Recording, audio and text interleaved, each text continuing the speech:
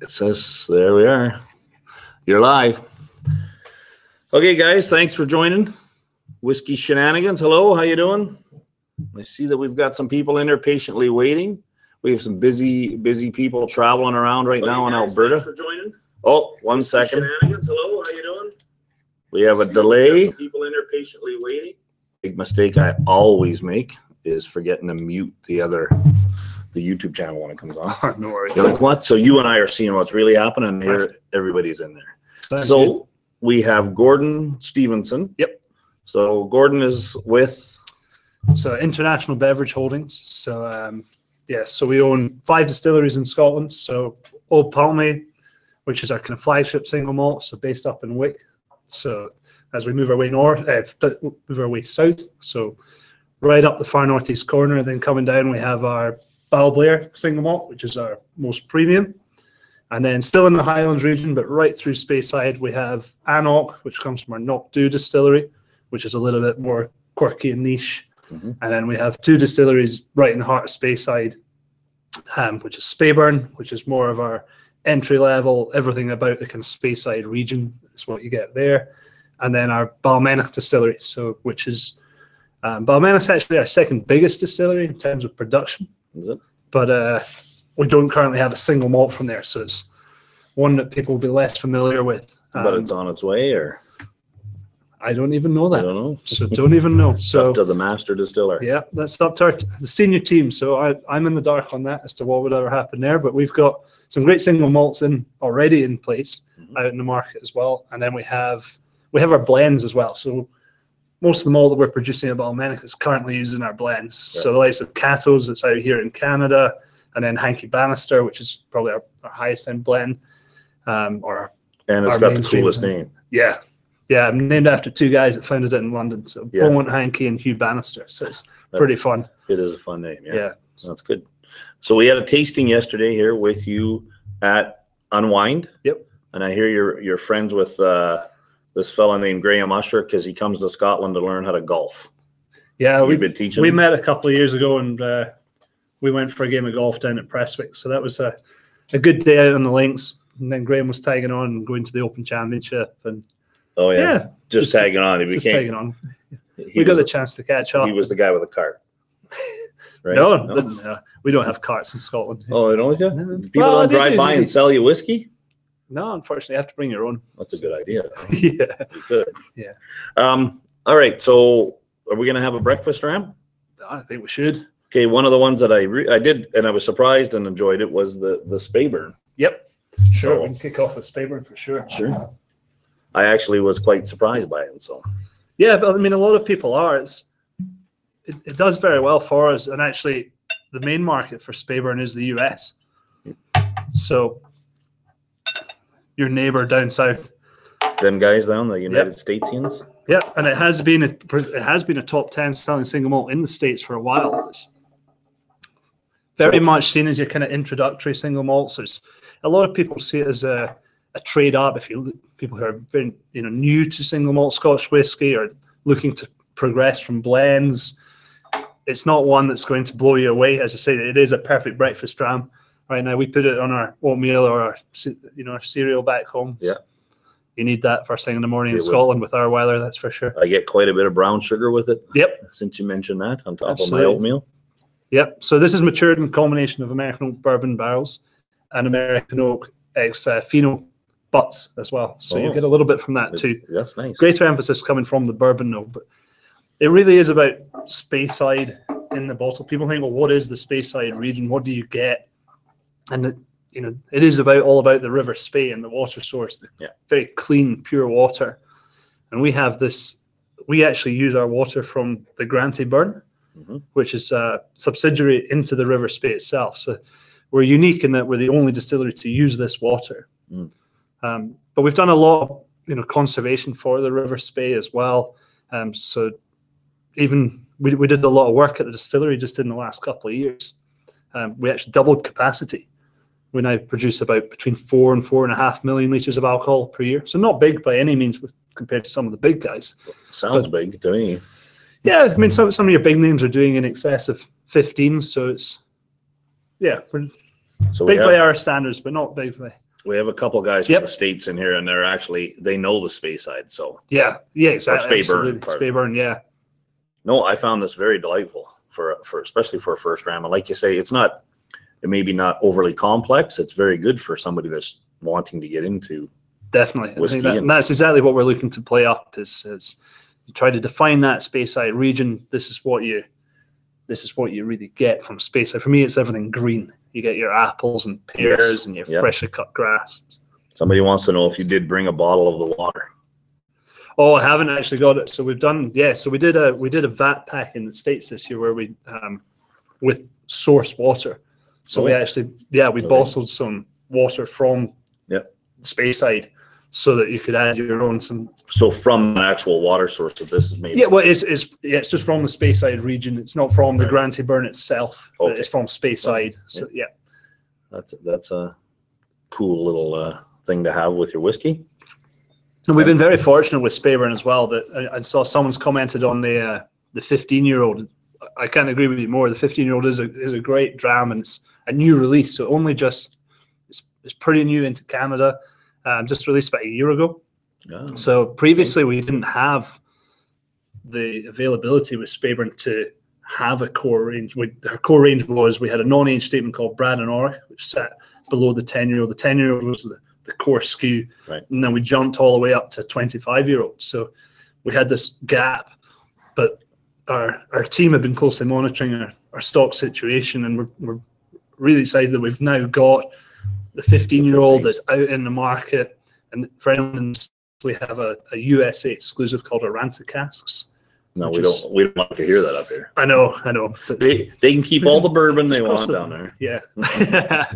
Well, I've got some friends down there. Might send me up a bottle. Yeah. I'll trade worth you some checking out. Canadian whiskey. Maybe something for something I can't get. Yeah. It always works there. It's right? great. But the 15-year-old has been gone down. It's been a big success for us so far. And we're actually just on the cusp of releasing something else that's going to go into A there. Canadian exclusive. Yeah. Not quite. This is- The global this is exclusive. excellent. Yeah. This is something that you would have all the time. You could drink this. Yeah. And just, it's nice. Oh, You absolutely. would Sit back. This is one of the ones I would eliminate this glass for and just put into a typical rocks glass or a tumbler and Yep. sit back and enjoy a movie or whatever. So we have this, and I'm interested here with the old Pulteney. Yep. So this is the old line. Yeah, and actually that's the same with Speyburn. So we repacked Speyburn as well. So there's new presentations, the same whiskey, but new presentation. So it's not quite made it out to Western Canada yet, but it will be here shortly. It'll be here So soon. and it's given it a nice facelift. So the 15-year-old you'll see might look in different package to what we have here on the 10, but the 10 will change into that Just a new, little. The same new bottle look as well. shape. They're not changing the Same bottle shape, yeah, absolutely. But the tube will change. tube is going to change a bit. Yeah, tube change. It won't be. It looks far better, far superior. It's getting a really good response so far. Which is So we mentioned that we keep seeing, still can find quite a few. I mentioned that I know where there's a few 17-year-old old on the Pulteneys Pulteneys, yeah. and whatnot. But you mentioned out of their new line that you have there's one coming that's an NAS. Yep. But it's peated wood. Yeah. So Different. So no peated malt in it, or no just peated the malt. wood? So we haven't done any peated malt at Pulteney. No. So, but what we wanted to do, so it's called Huddart. So, the street that Pulteney sits on is actually Huddart Street. So that's where the distillery sits. Yeah. So it's so it's a non-age statement. But what we're trying to do is recreate. We had a limited edition release back in 2016. That was a 1989 vintage. And it actually won the world's best whiskey in the World Whiskey Awards. Now, being a 1989 vintage, it was up at a 27-year-old whiskey. So we wanted to try to recreate that.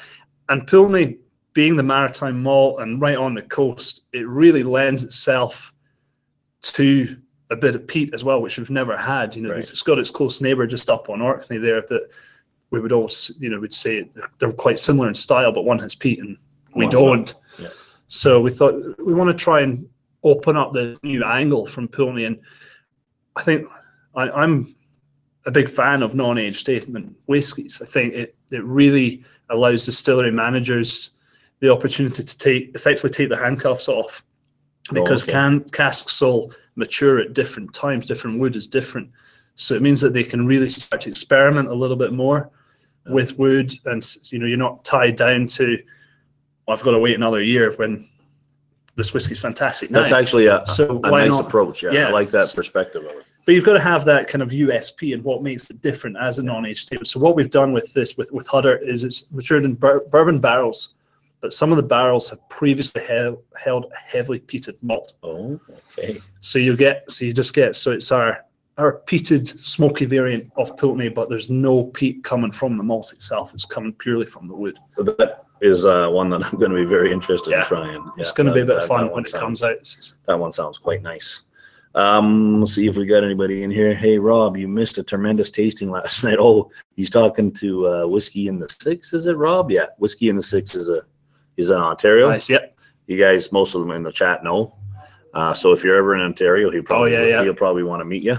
Yep. He's I've met Rob, but we need to catch up properly, Rob? That's for sure. Yeah. Teach him how to play golf. He says he's good at fighting. I told him I'd challenge him anytime he wants. Right. Anybody ask a question in here that we might have missed? Somebody wants me to find him a 21. Jason, I'll try to find you. If you find the 21, snaffle them up. I've got a couple in my house at the moment. Well, there you go. I found out they were going. Same with the 17. He lives in Glasgow. I can find him. Don't worry. Yeah, no, with 17 as well. So 17 and 21-year-old now, they are no more. We're completely out. So it's just, if you see it in the market, that's it. Well, some showed up. Yep. Edmonton. There's a few in Edmonton. We saw a few. Yeah, we saw a few yesterday, still kicking around. Yeah, so it's around and so on. So not sure how long they'll last. No, but actually, now that you've told us more about the new lineup, I'm interested in stuff, because a lot of people get that way. They get one of the things, if you've ever listened to one of the other whiskey tuber guys, that I learned from them is that all whiskey is rare. Yeah. I mean, and opening up, like you said, I never thought of it that way with the NAS. Yep. Because a lot of people are negative about it because there was a lack of transparency. So now you have a transparency in the fact that, hey, if these guys can have more freedom, definitely, to experiment and do things with it. I think it's the future as well, and the process, the whiskey making process, has never really changed. But we're learning more about it, and we're learning more about casks and wood, and a lot of other kind of brown spirit categories are experimenting more as well. And Scotch, we have to keep up too, and we want to keep things new and exciting for the consumers and for everyone, for ourselves too. That's right. Yeah, they don't. One way of going is this non-age statement. Why not? And I think there's a lot to be said for it, and a lot of the future is where we're going to go. Yeah. And I think there's certainly still a market for age statement whiskies, but at the same time, we shouldn't turn our noses up to the non-age statement and because I've had very old stuff that somebody will say 21 was good, but the 18 or the 15 was better. So and everyone's palate's different. That's the beauty of it. That's right. You just never know what you're going to like and enjoy. So then we went to Annock. Yeah. Or Annock. Annock. Yep. You threw that mighty C in there to mess people up, or is it the extra N? It's the C in there. We make it capital just to make it stand out, so that we can really have some fun with you guys. No, there's reason for it. So the name Annock is actually Gaelic for the hill. Right. So that's where it comes from. And as I say, it's a little bit quirky. Where Knockdhu is, which is the distillery, we're right on the edge of the Highlands and Speyside. So is it a Highlands or is it a Speyside? Right. Technically, it is a Highland single malt, but you will get a bit of the both. Quite a curious, quite a deep character to it as a result of that. Right. But yeah, we do things a little bit differently. So Knockdhu, so the name of the distillery actually translates as Black Hill. So from a distance, the hill, which is the water source, is covered in heather, so it can look black. We're quite simple as Scots, so we don't like to complicate things. What? We don't need to have unnecessary complicated stuff, right? So I have tried several of them. Yep. I have, as I mentioned, tried the 1975. Yep. And I have just purchased a 35, but I haven't opened it yet. Yeah. But they have a ring. What is it? 4 NASs that are. Oh, so we have the PT collection that we brought out. So what we did was back in 2014 we released our first first part of the peaty collection. So when we look back into the history of the distillery, and the distillery is very traditional in its methods and how we make whiskey. It's a very small team. There's only 8 of them. You get the dogs following you around. There's no computers. The guys do everything by feel. They just know it inside out. It's a fantastic place to go. If anyone's going over, I couldn't recommend it enough. Go up and check them out. Yeah. Have some fun. Gordon and Ali and the team there, they'll introduce you to some good things. That's one of the unique things when you were talking to us about that, you actually had to work for a while. Yeah, so I did my induction when I joined the company. I spent just a couple of days at the distillery, and I was working with Fraser, he's been with the distillery for about 20 years or so. And it's amazing, and the whole team, when you can follow them around, and they'll give you a nudge and they say, did you hear that or smell that, or something's not quite right, and they know exactly what it is, and they can tell. It's just a feeling. It kind of lives within them. And I think it really comes through in the whiskey as well. Once you know the team and know the people, it comes through in their kind of style and how the whiskey is. So it's all traditional methods, but the whiskey actually is quite modern in its style and how it drams. Mm-hmm. So the peaty collection was kind of a throwback to historically. So when the distillery was founded, it would historically have been a heavily peated malt, purely because that's the surrounding landscape. So you would have to. It was easy. It was cheap. It's local. So, but if you're looking at the core range now, the 12-year-old, the 18-year-old, you couldn't be further from that. The 12-year-old is light. It's floral. It's citrusy. Mm-hmm. There's got some underlying complexities in there, but again, I always say it's one of my dangerous drams that I open one for a Wednesday night. My dangerous dram yesterday was the 18. Yeah. First of all, the nose on it surprised me, and it's dangerous because it's actually not that expensive. Yeah. Compared to other 18-year-olds, I think what was it here? Wait a minute, I get it. It retails for what, $143 is not bad compared to a lot of the others. So that makes it dangerous. Yep. When it's that good and it's in an affordable area.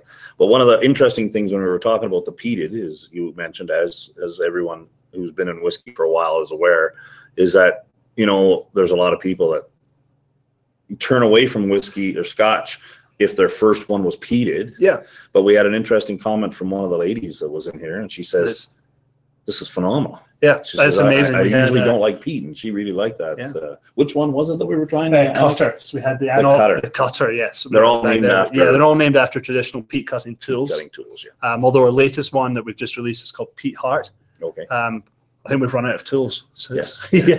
But Peat Heart is going to be an ongoing expression that will release batches. But but even we had so Donna, who works with us for our agents here in Edmonton, she's been with Bacchus, our import agency, for 17 years and never been a whiskey drinker. And a couple of years ago, we were working the show, and it was just after the peated collection came out. And turns out that she loves peat. Yeah. And he said, and you just never know. So it's people you got to get the right one. Some of them, I think, sometimes they're blended very well. Yeah. So sometimes you'll nose one and you're like, that's not very peaty, and you taste it and it just knocks you over. And then other times you'll taste it and you'll think there's hardly any peat, but all you got was the peat on the nose. So it's very unique to see how each one of those can vary. And one thing I would say for people who really are or aren't peat lovers, the Anok Peaty Collection is it's something different. Yeah. It's really different because you get, most of your peated whiskies are coming from Islay. Yeah. Yeah. So you got the coastal notes there, that slightly saltiness, you get the medicinal notes coming through. And we actually don't get that at all because all the peat is local to the distillery in Speyside. There's not many Speyside peated drams really around, or in the Highlands, just right on the edge of the Speyside region. So you really get a different characteristic, and it kind of, you get that burst on the nose and the hit on the palate straight away. But it's clean, and it's almost like burning wood on a fire. Like you just want to go out and you're sitting, or you've lit a bonfire and you're up at the cabin or something like that, and then you get, after that, on the palate, you still get those core Anok DNA, that sweet floral notes kind of coming through citrusy. So it's great. One of the interesting things with that, what you mentioned about peat, is a lot of people here anyway, especially in northern Canada, we always think, oh, it's wintertime, it's time to bring out the peat whiskey. But mentioning it where you're talking about having a bonfire on the beach and so forth is in the summertime is just as good an occasion to have a peated whiskey as any time, I think so. So no, that was very interesting in the lady's comment. Yeah. And actually, nice. My girlfriend makes a panna cotta with it. Oh yeah? Yeah. Anybody know what a panna cotta is? It's a dessert. It's a dessert. In fact, if you know Martine, right, and she's got her cookbook, Cooking with Whiskey, and it actually came from that. But we used the Anok cutter as from her recipe. It worked out really, really well. I was at a whiskey rep brought us something that was he made. It must have made it in a hotel. Yeah, while he was here, but it was like it was like a cheap fudge. This was, but it didn't work well for him. It didn't work. No, because it came in a freaking Ziploc bag, and he's like, "Yeah, try it." Everybody's just reaching in. I'm like, "I'm not reaching in that bag," but it was nothing. It doesn't sound anything as delicate or as nice as what you're talking about. So, here we go. We got there you go. Yeah, hey, the Italian guy in there. Hey, Jason, the mash and drum, actually. So he's a bourbon guy that's really been getting into whiskey. I think you should look up some of these ones, Jason. You'll like them. Yeah, a lot of these, we use a lot of bourbon casks for most of the lineup that we have here. So the whole Palmy, the 12-year-old, is purely matured in ex-bourbon barrels. As is the Barrel Blair, the 2005 vintage is ex-bourbon barrels. So it's Anok, we use a kind of a combination of bourbon barrels and then predominantly Oloroso. And as you kind of work up the age range, you get more influence from the Oloroso coming through. So that 18-year-old, you see this deep color on it. And, yes. And that was, we got a, people were questioning when we replaced the 16-year-old a couple of years ago. That was, do you want to, are you sure that the 16-year-old was a real favorite, especially Gordon and the distillery team loved the 16-year-old, and that was purely bourbon barrels. The 18-year-old has done 16 years in those bourbon barrels and then been further matured for 2 more years in the Oloroso. Yes. And that actually won the world's best Highland single malt, age 13 to 20. So it for a sherry, well for us. Yeah, for a sherry, it's nice because it's not overpowering. It's not a sherry bomb, but it's there, and it. Well, I found it was kind of added to the whiskey instead of taking over the whiskey. Yeah, and there's, I mean, I think it is that experimentation with casks as well now, and what you do and what you're looking for as a flavor. Does NAS help with that as well? It can do for sure. Casks? Yeah, it definitely can do. So, and there's lots of different ways that you can go with it, and so it's that's good that way. Lots of different casks, and so we would usually say it's a kind of further maturation. So we spent 2 to 3 years in that. So it's not a finish. Yeah, a finish would be a much shorter period of time, but it's a further maturation. So further maturation. Yeah, interesting. So then we went to Barrel Blair.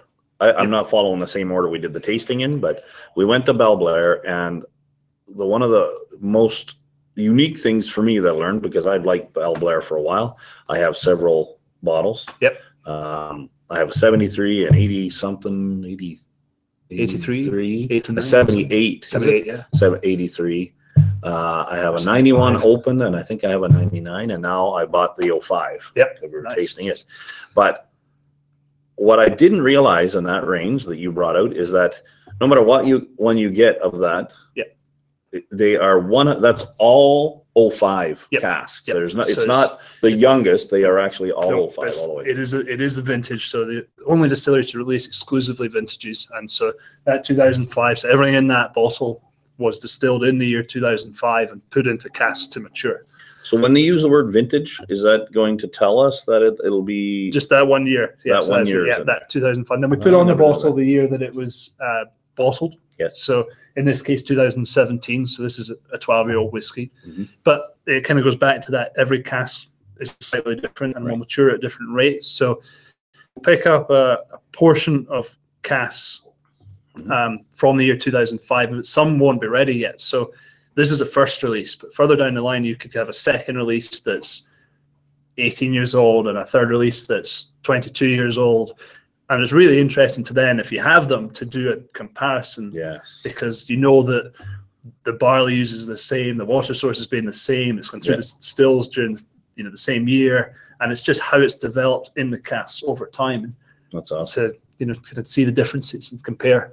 That was my one of my nice surprises at this tasting. You always learn something, even if like this is the first time I've met you. Yeah. But I mean, I've met a few other people like Jim McEwen one time. I think I saw him at 3 different tastings through a period of time, and a few others.